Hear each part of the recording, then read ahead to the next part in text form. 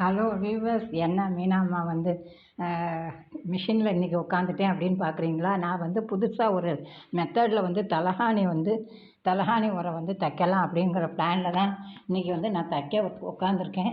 இங்கே பாருங்கள், இவங்களை என்ன செய்ய போகிறேன்னா, இப்படி மடித்து இதை ஃபுல்லாக அடிச்சிருவேங்க. இதை ஃபுல்லாக அடிச்சுட்டு அதுக்கப்புறம் என்ன செய்ய போகிறேன்னா, இவங்கள இங்கேருந்து மடித்து ஃபுல்லாக அடிச்சுட்டு ஃபுல்லாக நம்ம அடித்தப்புறம் உங்களுக்கு நான் வந்து கல்யாண வீடு ஒன்றுங்க, சமையல் கிடையாது. அதனால தான் நான் வந்து இப்போ தச்சுன்னு இருக்கேன்.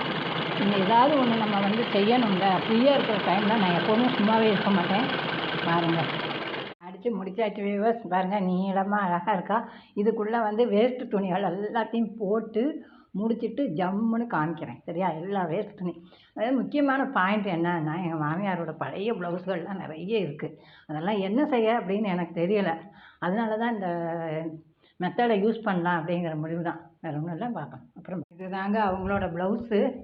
அவங்க நம்மளை விட்டு போனாலும் அவங்களுடைய ப்ளவுஸ் நம்ம கூட இருக்கிறதுனால அதில் ஒரு தனி சந்தோஷம். அவங்களோட நினைவுகளோடயே நம்ம இருக்கலாம் இல்லையா?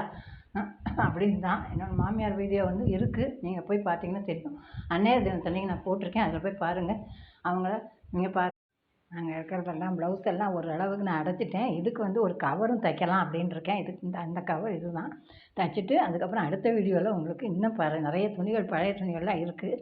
அதெல்லாமும் சேர்த்து அடைச்சிட்டு நான் அடுத்த வீடியோவில் காமிக்கிறேன். அடுத்த வீடியோவில் ஜாயின் பண்ணி காமிக்கிறேன். சரியா? நன்றி, வணக்கம்.